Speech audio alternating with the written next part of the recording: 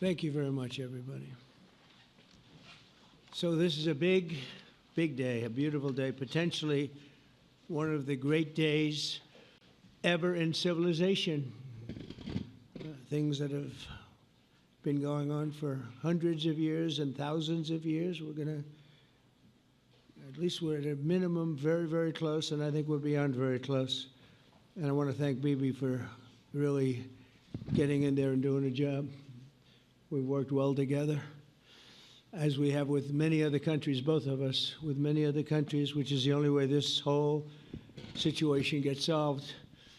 And I'm not just talking about Gaza. Gaza is one thing, but we're talking about much beyond Gaza. The whole deal, everything getting solved. It's called peace in the Middle East. So today is a historic day for peace, and Prime Minister Netanyahu and I have just concluded an important meeting on many vital issues, including Iran, trade, the expansion of the Abraham Accords, and most importantly, we discussed how to end the war in Gaza, but it's just a part of the bigger picture, which is peace in the Middle East, and let's call it eternal peace in the Middle East. So this is far more than anybody expected, but the level of support that I've had from the nations in the Middle East and surrounding Israel and neighbors of Israel has been incredible, incredible. Every single one of them. This afternoon, after extensive consultation with our friends and partners throughout the region, I'm formally releasing our principles for peace, which people have really liked, I must say. And these are done not just routinely done, these are done with total consideration and working with the nations that we're talking about. All of these nations have made contributions to those suggestions. I want to thank the leaders of many Arab and Muslim nations for their tremendous support in developing the proposal, along with many of our allies in Europe. Europe has been very much involved, and as I was called by many of the European leaders, most of them saying, is this true? Are you really doing peace in the Middle East? This is the most incredible thing we've heard. Some think it's the biggest thing they've ever heard. They called just to find out, was it just a rumor or is it actually done? And then they said, have you spoken to the Arab leaders? Have you spoken to all of the other leaders that we have to get? A lot of people involved in this one. I also want to thank Prime Minister Netanyahu for agreeing to the plan and for trusting that if we work together, we can bring an end to the death and destruction that we've seen for so many years, decades, even centuries, and begin a new chapter of security, peace, and prosperity for the entire region. And I want to just say that my meetings and dialogue that we had with so many countries, Saudi Arabia as an example, the king is a phenomenal person. The Emir of Qatar, he's incredible people. UAE, and that's MBZ and ABZ. We're totally involved. These are the people that we've been dealing with and who've been actually very much involved in this negotiation, giving us ideas, things they can live with, things they can't live with. Pretty complex. I mean, after 2,000, 3,000 years, whatever it is, I guess it's got to be a little complex, or it would have been done a long time ago. The King of Jordan was with us, as you know, in the United Nations. The President of Turkey, President Erdogan, is a friend of mine, a strong man, but a good man. President of Indonesia, somebody who's an amazing leader, Prabowo. He is an amazing leader and respected by everybody. He was in the room with us. We were together with most of these people that I'm mentioning. Others were by phone or the next day. The Prime Minister and the Field Marshal of Pakistan, they were with us right from the beginning. Incredible. In fact, they just put out a statement that they fully believe in this pact. It just came out just as I was walking around. They said, sir, you have a big notice from the Prime Minister of Pakistan and from the Field Marshal that they back this 100%. President El-Sisi of Egypt, who's terrific. And these are people I've gotten to know over the years. I mean, I would say it started around 2015 and then went into 2016 when the presidency officially began. But I've known him actually for a long time, and there are in many cases really great men. I can't say in all cases, but I will tell you in many cases they're great men and some great women too. They tend to be mostly men, however, I will say that. But if accepted by Hamas, this proposal calls for the release of all remaining hostages immediately, but in no case more than 72 hours. So the hostages are coming back, and I hate even saying this from the standpoint, doesn't sound right, but it is so important to the parents. The bodies of the young men, I believe in almost all cases, the young men are coming back immediately. I met with parents. The parents felt as strongly about getting the body of their dead boy back as they did as though the boy were alive and well. It's so important to them. And it means the immediate end to the war itself, not just Gaza. It's the war itself. Under the plan, Arab and Muslim countries have committed, and in writing in many cases, but I actually would take their word for it. The people I mentioned, I'd take their word for it, to demilitarize Gaza, and that's quickly. Decommission the military capabilities of Hamas and all other terror organizations. Do that immediately. And we're relying on the countries that I named and others to deal with Hamas. And I'm hearing that Hamas wants to get this done too, and that's a good thing. And destroy all terror infrastructure, including the tunnels, weapons, production facilities. They have a lot of production facilities that we're destroying. They'll also help train local police forces in the areas that we're discussing right now, in particular in and around Gaza, working with the new transitional authority in Gaza. All parties will agree on a timeline for Israeli forces to withdraw in phases. They'll be withdrawing in phases. No more shooting, hopefully. As progress is made toward achieving these goals, Arab and Muslim nations need to be allowed the chance to fulfill these commitments of dealing with Hamas. They have to deal with them because they were the one group that we have not dealt with. I haven't dealt with them. But the Arab countries are going to, and Muslim countries are going to be dealing with Hamas, and I believe they've already been there. I think they probably have an understanding, and they haven't maybe mentioned that, but I would imagine they do, otherwise they wouldn't have gone as far as they've gone. If they're unable to do so, then Israel would have the absolute right and actually our full backing, the U.S. full backing. Marco's here, and a lot of our leaders are here, our great Vice President, Susie Wiles, Steve Witkoff, Jared Kushner. They've been so involved in this process. I don't think anybody else could have done it or even come close, but it's we're right there. We're right there. First time in thousands of years, I think you can probably say, if you really look into it, if you study back, if you're a scholar, you would say thousands of years. Israel would have my full backing to finish the job of destroying the threat of Hamas. But I hope that we're going to have a deal for peace. And if Hamas rejects the deal, which is always possible, they're the only one left. Everyone else has accepted it. But I have a feeling that we're going to have a positive answer. But if not, as you know, Bibi, you'd have our full backing to do what you would have to do.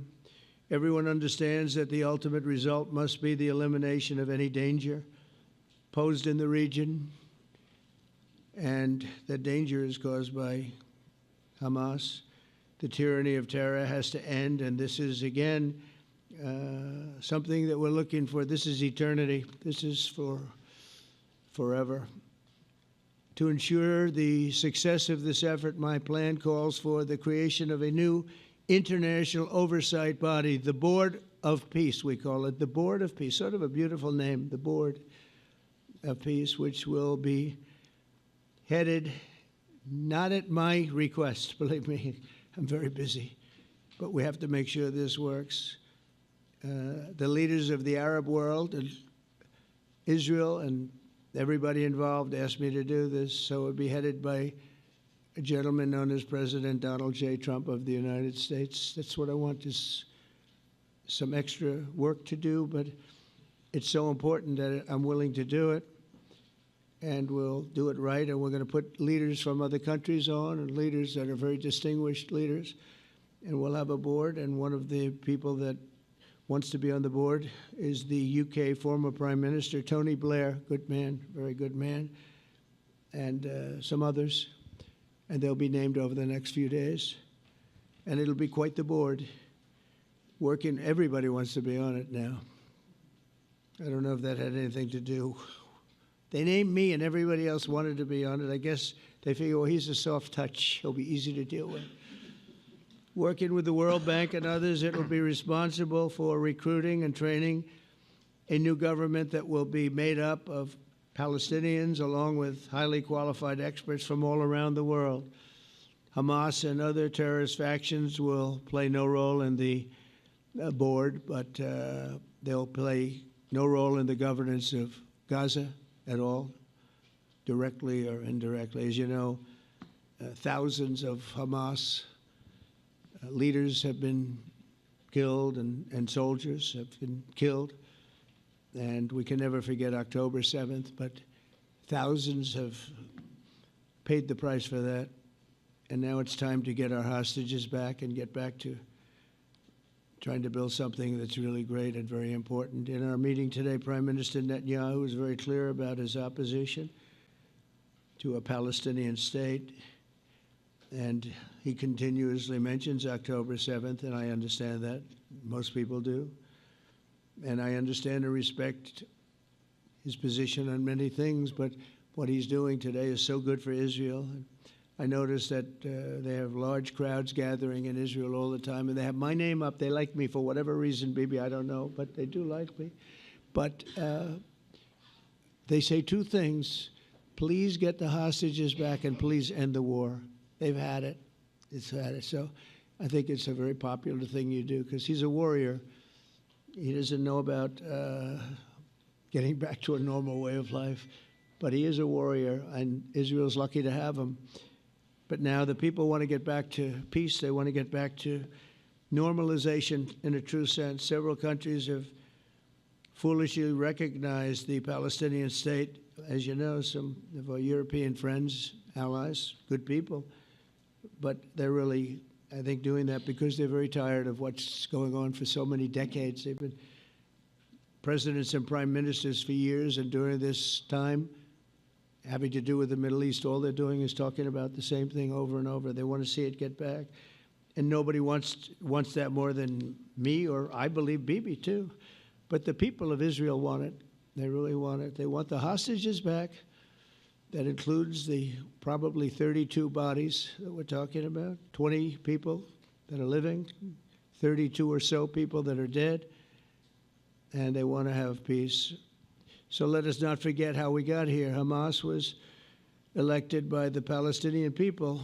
Israel withdrew from Gaza thinking they would live in peace. Remember that a long time ago? They withdrew. They said, you take it. This is our contribution to peace. But that didn't work out. That didn't work out. It was the opposite of peace. They pulled away. They let them have it. And I never forgot that, because I said, that doesn't sound like a good deal to me. As a real estate person, I mean, they gave up the ocean, right? Ron, they gave up the ocean. They said, who would do this deal? And it still didn't work out. They were very generous, actually. And they gave up the most magnificent piece of land in many ways in the Middle East, and they said, all we want to do now is have peace. And that request was not honored. Instead of building a better life for the Palestinians, Hamas diverted resources to build over 400 miles of tunnels and terror infrastructure, rocket production facilities and hid their military command posts and launch sites in hospitals, schools, and mosques. So if you went after them, you'd be after them and you wouldn't even realize you ended up knocking out a hospital or a school or a mosque. That terrible thing, terrible, terrible way to have to fight. No fight is good, but that's a real bad one. So there are many Palestinians who wish to live in peace, many. I've seen so many of them. And they have support. And I challenge the Palestinians to take responsibility for their destiny, because that's what we're giving them. We're giving them responsibility for their destiny, fully condemn and prohibit terrorism and earn their way to a brighter future. They don't want the life that they've had. They've had a rough life with Hamas. If the Palestinian Authority does not complete the reforms that I laid out in my vision for peace in 2020, they'll have only themselves to blame. We're giving them an amazing footprint, and they have amazing support from the leaders of the Arab world and the Muslim world, the great leaders. These are great leaders. These are unbelievable leaders that have built great countries and very wealthy countries. What the future holds for the Palestinians, no one really knows, but the plan that we put forward today is focused on ending the war immediately, getting all of our hostages back, getting everything back. Hard to believe when you even say it, and creating conditions for durable Israeli security and Palestinian success. Israeli security is going to be involved. We're going to help you. We'll be there with you in terms of helping with security. We want to make sure it works. We just want to make sure it works. There shouldn't be a shot fired. Now, there will be, I guess, because that's the way it seems to be, but there shouldn't have to be within a few days. There shouldn't have to be a shot fired. Maybe for eternity. Wouldn't that be nice? I hope it's true. I can tell you the leadership of that region feels that there's a good chance of it being true.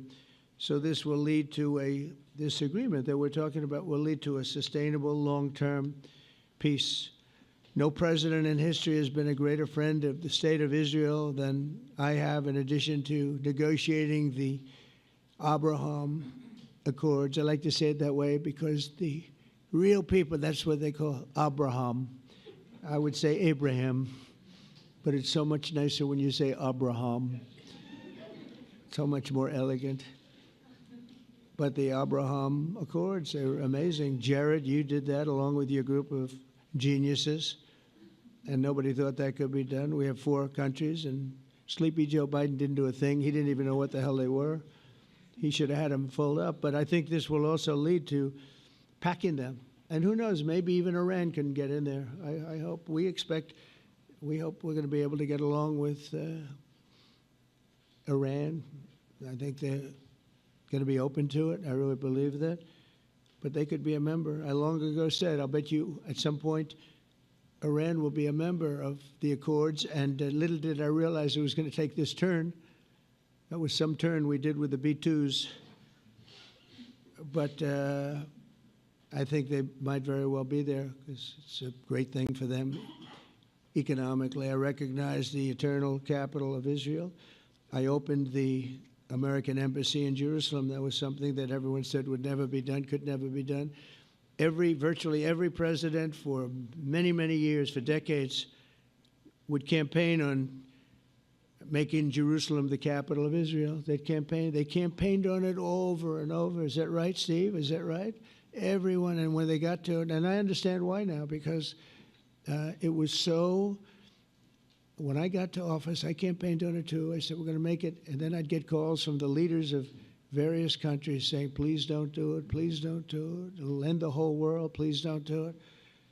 And finally, I just didn't say anything, and I did it.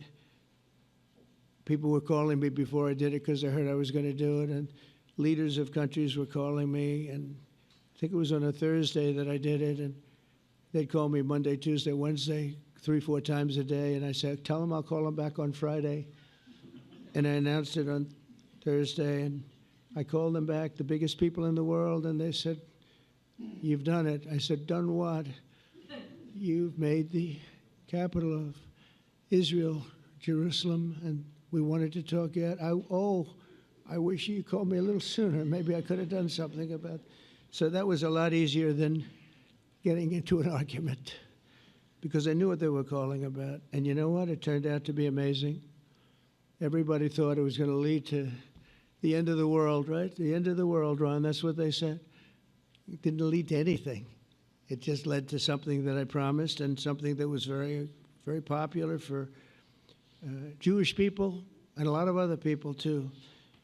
I recognize Israeli sovereignty over the Golan Heights, and I cut taxpayer funding to the corrupt United Nations Relief and Works Agency. And United Nations was interesting because, as you know, a few days ago they introduced me. Ladies and gentlemen, the President of the United States. I'm looking at my teleprompter, and the thing was dead, stone cold, dead. The thing's up here. I have a long, beautiful speech to make. I'm back 30 feet back, and I'm saying, they're introducing me. There's nothing on my teleprompter. So, but I made a speech. I actually got good marks. You think Biden could have done that? I don't think so. I don't think he could have done that. I don't think too many people could have done it. But actually, it was actually more of a speech from my heart, if you want to know the truth. I think it was maybe better in certain ways because it was from the heart. It has to be from the heart. Otherwise, you're in big trouble. But I cut taxpayer funding for that very corrupt United Nations Relief and Works Agency, and nobody thought that would be done, and withdrew from the horrible Iran nuclear deal that was imposed upon Israel by Barack Hussein Obama and Biden. And I don't think Biden knew anything about it, though. I don't think he knows anything about it now, actually, if you ask him. He'd say, what is that? And we obliterated Iran's nuclear enrichment capacity, making it impossible for them to have a nuclear weapon, which they would have had probably in about 2 months from that. But I've never asked Israel to compromise its security, but we had big, strong talk. Nobody's been better to Israel. No president's been better to Israel than Donald Trump. But we had a long, strong talk, Bibi and I, and he understands it's time. It's time. History has shown. And the people of Israel want it. And the people of the Middle East want it. The people of enemies of Israel want it. But they don't have really too many enemies right now. And you know what? Many countries have gained great respect for Israel, for the way they fight, for the job they do, including me. I had respect anyway, but they gained respect. History has shown us that those who have relations with Israel have thrived, while those who have devoted resources and attention toward the destruction and even annihilation of Israel have languished. They haven't done well. Israel is not going anywhere. They're going to coexist with other people and countries in the region, from Syria to Lebanon to Saudi Arabia. The promise of a new Middle East is so clearly within our reach. This is the closest we've ever come to real peace, not fake peace, not political fool's peace. If we can get this difficult problem solved, the opportunities for all within that vast region of this world, it's a vast region, it's unlimited. The Abraham Accords show that all countries are better off when they communicate and work together and embrace new opportunities. I hope Jared and Steve and Susie and Marco and JD, we have great people. I hope you guys are going to work very hard to get these other countries in, because now they have no excuse. There's no longer an excuse. They were somewhere hesitant. And I tell you, the 4 countries that went in, I give them tremendous credit. And it's worked out incredibly well for them. In the same spirit, I'm pleased to report that earlier today, we took another important step toward greater understanding in the region. A short time ago, we had a historic phone call in the Oval Office with Prime Minister Tani, who's really a great, great person. So we had a great talk, and I was on the phone, and Bibi was talking. Prime Minister Al-Thani was of Qatar. They really had a heart-to-heart conversation. It was a great conversation, I thought. It was productive. It was everything that you need to have something turn out to be successful. And I want to thank Bibi, and I want to thank the Prime Minister. It was fantastic. We agreed to launch a formal trilateral mechanism between Israel, Qatar, and the United States to begin a dialogue to enhance mutual security, correct misperceptions, and avoid future misgivings. And I want to thank Qatar, its leadership, and the Emir. He's a fantastic person. I think, you know, I'm going to be his public relations man because I know him differently than a lot of people know him. But he wants peace. He wants to see peace. And his people, and they really acknowledge the critical role that they've played as mediator. And again, we're not quite finished. We have to get Hamas, but I think they're going to be able to do that. So now it's time for Hamas to accept the terms of the plan that we've put forward today. And again, this is a different Hamas than we were dealing with because I guess over 20,000 have been killed. Their leadership has been killed 3 times over. So you're really dealing with different people than we've been dealing with over the last 4 years, 5 years. Everyone has done their part and come to the table in good faith. Our Arab and Muslim partners are fully prepared to step up and fulfill their commitments for the benefit of the people of Gaza and the entire region. They're willing to step up and do a lot. They really are. There are a lot of good people involved. Everybody who wants to see an end to the violence and destruction should be united in calling for Hamas to accept the extremely fair proposal so that we can end the war and get us back our hostages right now and have everlasting peace. And I look forward to having relationships with everyone. As the chairman of the board, I'll be involved, and we'll have meetings with some very smart people that'll be working over there to make sure that we haven't just been wasting time with an agreement that doesn't get done. The task of building peace will not be easy. There are some of the hardest problems in the world to solve, and that's why it's been going on for so many centuries. But too many lives are at stake not to try, and this was more than a try. I mean, I think this is something that gets done when you have virtually every country, and these are powerful, powerful countries that have a lot of money, and the money can make things happen. A lot of countries try, and they don't have any money. These are very rich countries that can make things happen.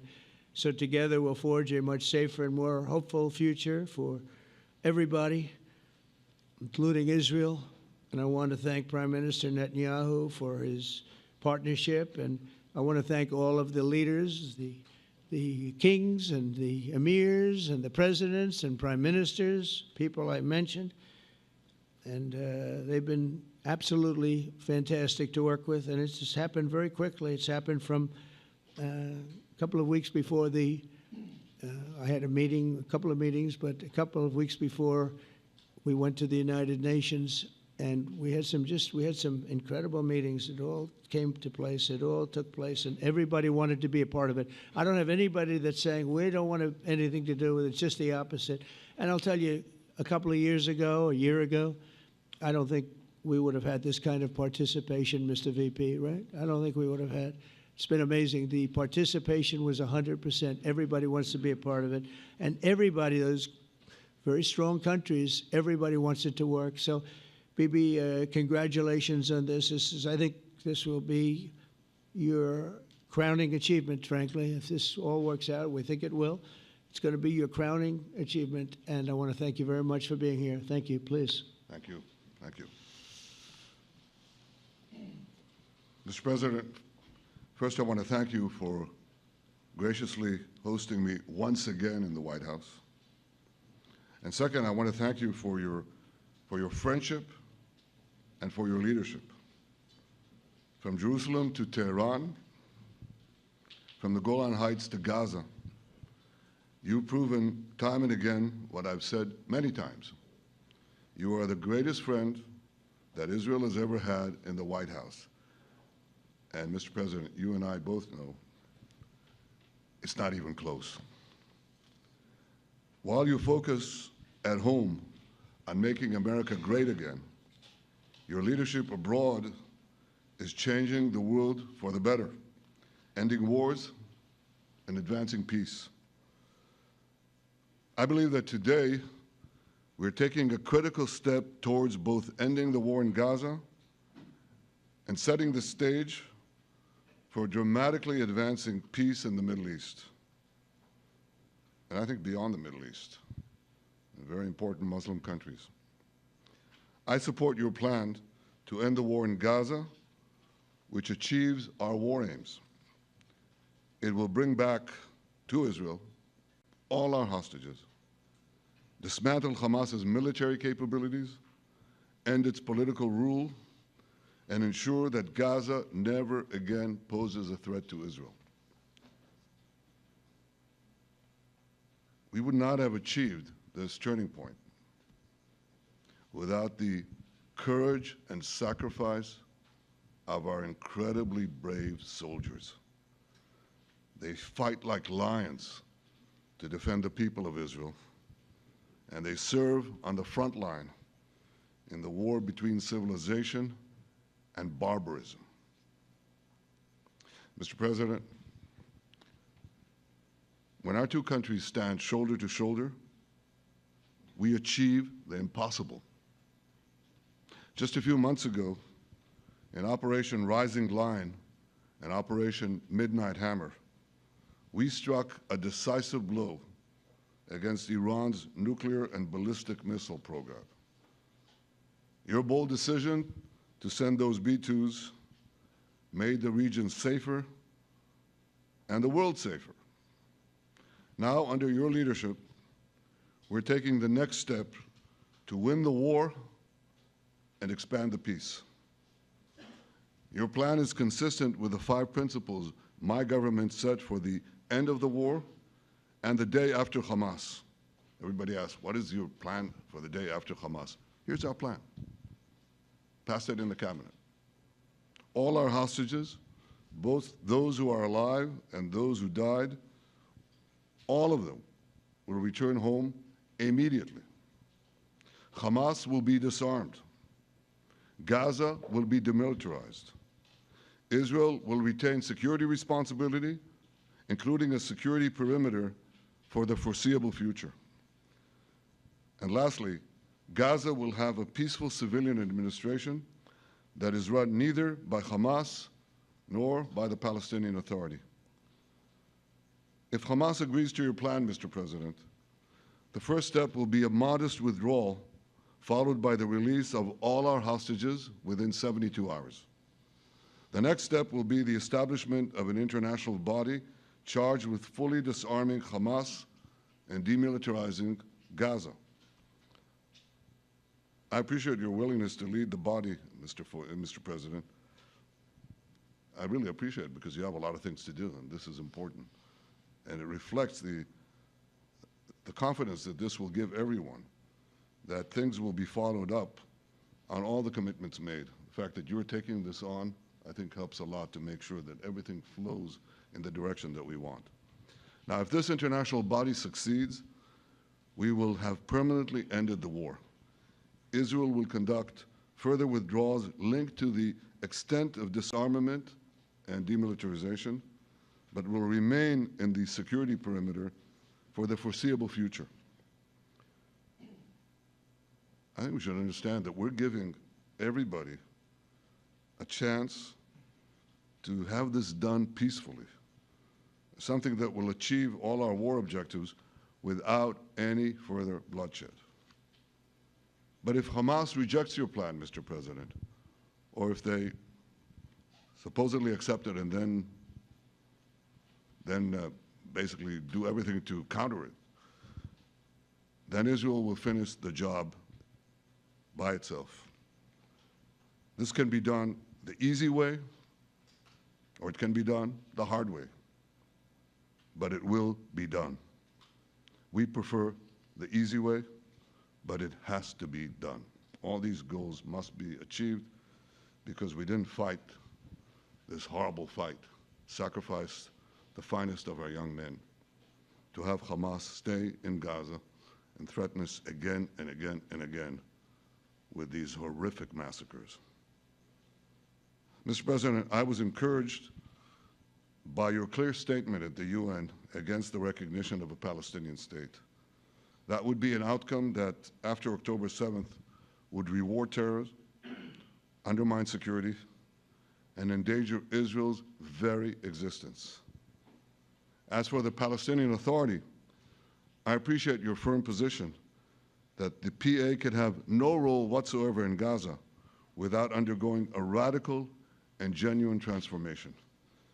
In your 2020 peace plan, which you mentioned just now, you made clear what that transformation requires. It's not lip service. It's not checking a box. It's a fundamental, genuine, and enduring transformation. And that means ending pay to slay, changing the poisonous textbooks that teach hatred to Jews, to Palestinian children, stopping incitement in the media, ending lawfare against Israel at the ICC, the ICJ, recognizing the Jewish state, and many, many other reforms. It won't come as a surprise to you that the vast majority of Israelis have no faith that the PA leopard will change its spots. But rather than wait for this miraculous transformation, your plan provides a practical and realistic path forward for Gaza in the coming years, in which Gaza will be administered neither by Hamas nor the Palestinian Authority, but by those committed to a genuine peace with Israel. I think this can be not only a new beginning for Gaza, I think it can be a new beginning for the entire region. Under your leadership, we can re-energize, well, I've got to contribute my own, we can re-energize the Abraham Accords. That's what it's called in the original Hebrew, Abraham. Abraham is fine, Abraham, however you want to call it. Under your leadership, Mr. President, we can re-energize the Abraham Accords that we forged 5 years ago. We can expand them to many more Arab and Muslim nations that choose moderation over extremism. I think there's an opportunity here. It's not going to be easy, it's tough going, but I think if we succeed, you're absolutely right. We're going to open possibilities that nobody even dreamed of. But I think we dream of them. As you've told me, Mr. President, and you've told the world many, many times, you said, remember October 7th. Remember October 7th. And we do. We will never forget the horrors of October 7th, and we will do whatever is necessary to make sure they don't happen again. Since October 7th, Israel's enemies have learned a hard truth. Those who attack us pay a heavy price, but those who partner with us advance progress and security for their peoples. President Trump just said it. It's also in the Bible. It says, those who will bless you will be blessed, and those who will curse you will be cursed. And that's actually what is happening. We want the blessings.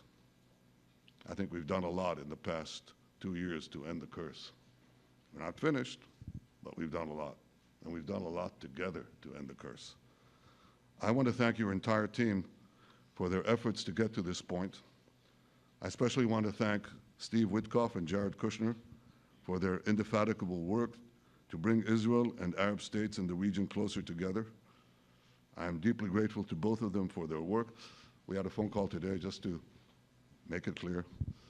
I said to the Prime Minister of Qatar, Israel was targeting terrorists, wasn't targeting Qatar.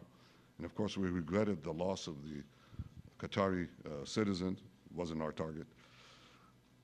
And I very much appreciate President Trump's proposal to have a trilateral body, the United States, Israel, and Qatar, to work out respective grievances. There are quite a few. But if we could try to mitigate them or put it on a different footing, I think that'll be good for everyone. Above all the people, the fine team, the many helpers who've done this, I want to thank you, Mr. President. History has already shown that under your leadership, Israel and America can change the face of the Middle East. And today I'm hopeful that your plan to end the war in Gaza will do so again and do so soon. It will free our hostages, end Hamas's tyranny in Gaza, and enable a more secure and prosperous future for the peoples of our region. Thank you, Mr. President. May God bless America. May God bless Israel. May God bless the indispensable alliance between our countries, And may I add, in Hebrew, G'mar Chatima Tova, may we all be inscribed in the book of life. Thank you. Thank you very much, Bibi. So I think while we wait for these documents to be signed and get everybody in line, I think it maybe is not really appropriate to take questions. I'm meeting with, as you know, a couple of Democrats in a little while about the country, about keeping our country open. They're going to have to do some things because their ideas are not very good ones. They're very bad for our country. So we'll see how that works out. But this is something that was really historic today. This was something that was amazing. I think, Bibi, I mean, depending on you, I think while we're waiting for signatures and waiting for approvals from a lot of different countries that are involved in this, we probably shouldn't take questions? Or would you like to take a question or two from perhaps a friendly Israeli reporter, if there's such a thing? That's a very, very tough proposition.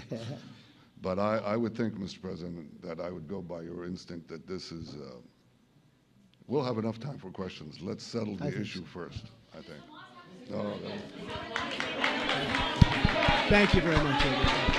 Thank you.